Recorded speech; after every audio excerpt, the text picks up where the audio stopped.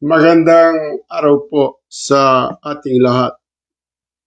Isang magandang umaga ang aking pagbati dyan sa mga kapatiran sa Philippines. Mabuhay po kayo at pagpalain kayo ng ating Panginoon sa inyong paghahanda para po sa pagdalo sa mga gawain kung saan po ay bahagi kayo ng Ecclesia. Manasumpungan kayo ng ating Panginoon sa inyong katapatan at pagtatalaga ng inyong mga sarili at kayo ay magbunga ng inaasahan ng ating Panginoon. Mga kapatid, ipagpapatuloy natin ang atin pong topic na purgatory, cultic heretical teaching. Ano po? Ito pong teaching nito ay marami po itong sinasaklawan dahil ang aral po na ito ay isa pong malaking kamalian at wala po itong biblical basis. Ano po? At sa part 1 ng atin pong pagtatalakay ay nakita po natin ang paglalarawan ng ating Panginoon para po sa mga taong namatay na meron lamang siyang dalawang patutunguhan, either sa langit o sa impyerno, at maliban doon ay wala na pong iba. Pero bago tayo tuluyang magpatuloy sa atin pong reputation, ibig sabihin pagtutuwid sa mga maling aral na yan, ay mananalangin po muna tayo. Amang banal na makapangyarihan sa lahat, pagpalain mo po ang bawat salita mong aming pag-aaralan at tatalakayin sa mga sandaling ito. Una po sa lahat, patawarin mo kami sa aming mga pagkukulang, sa aming mga pagkakasalang nagawa, nasabi, naisip, sinadya o hindi. Tanging ikaw lamang ang nakababatid. Hugasan mo kami ng iyong banal na dugo at pagdapatin mo. Paging dapatin mo po ang aming pagdulog sa iyong trono ng biyaya sa pamamagitan po ng iyong kahabagan at pangunawa. Salamat po, Panginoon, sa buhay na walang hanggan na ipinagkaloob mo sa amin na ikaw ay aming kilalanin, tanggapin at sampalatayanan.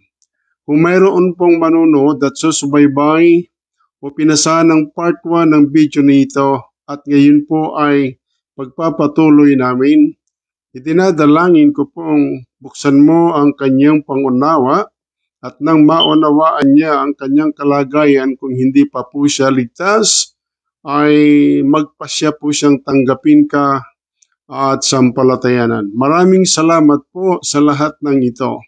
Dahil kung wala ka sa aming buhay, wala pong silbi ang aming pamumuhay, kung kaya't kami laging nagtitiwala sa iyo. Kaya Panginoon, lahat ng manunood sa iba't ibang dako ng kapuluan at mundo, mangusap ka po sa kanila at magpakahayag. Salamat po sa lahat ng biyayang ipinagkakaloob mo sa amin, sa lahat ng pag-iingat na ginagawa mo sa amin. Salamat po ng marami. Purihin ang iyong banal na pangalan at samahan mo kami sa pag-aaral at pagtatalakay ng iyong salita. Pangunahan mo ang lahat ng gawain ngayon sa Philippines sapagkat ngayon po ay Sunday. Sa kanila, ikaw po ang siyang maitaas at maluwalhati. Ingatan mo rin ang aming bawat isa sa pagdalo, sa pagbiyahe, sa paglalakad patungo sa church. Pagpalain mo po sila. Maraming salamat po, Ama, sapagkat yan po ang aming dalangin na ikaw ay maluwalhati sa pangalan ng bugtong anak na si Jesus. Amen at amen. Ipagpapatuloy natin yung atin pong subject na tayo po ay nandito sa ating part 2. Ano po? Doon po sa part 1, tumigil tayo doon po sa aklat ng Lucas. Ano po? At ang aklat po ng Lucas, kabanatang 16, ay kung atin pong sisiyasatin, mga kapatid, Simula po dito sa, ito pong hawak kong Bible, kapag ka nakapula po ang kanyang mga tawag dito, ang mga titik, ano po, sa pagkakasulat, yan po ay direktang salita ng ating Panginoong Jesucristo. Simula po yan dito, ano po, ito halos Lucas, ano po, ay isinulat lang ng mga alagad kung anong sinasabi ng ating Panginoon. Meaning to say, siya mismo ang nagsasaysay. Kaya yung atin pong ginamit na Luke chapter 16, at simula po yan sa verse 19, kung meron kayong hawak na Bible, at King James po ang inyong Bible, buong chapter po, hanggang dito sa ano yan, halos buong Lucas, ano po, mga kapatid. So, pero yung atin pong tinututukan dito, yung verse 19 to 31, at yan po ay direktang salita ng ating Panginoon. Bakit ko to sinasabi? Kailangan ninyong malaman kung bakit ko sinasabi na yan ay talagang direktang salita ng ating Panginoong Jesucristo. Ang dahilan po, mga kaibigan at mga kapatid, ay upang maunawaan po ninyo na ang atin pong binabasang talata ay hindi po nagmula sa kung kanino man, kundi nagmula mismo sa ating Panginoon. Kung kaya't, yung pong pagtutuwid na atin pong ginagawa ay ayon po sa sinasabi ng banal na kasulatan. So, wala po tayong nakita dito po sa talatang sumusunod simula 19 hanggang 31. Wala po tayong nakita na ang kaluluwa ay pwedeng lumipat sa ibang bahagi para makarating sa langit. Wala po tayong nakita eh.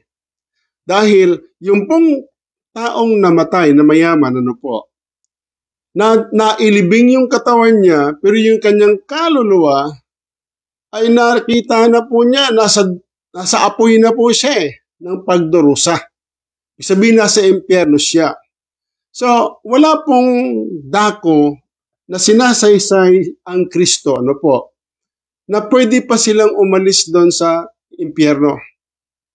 Bunga ng panalangin ng kahit sinong religious leader, ng mga nananalangin sa patay, wala po eh.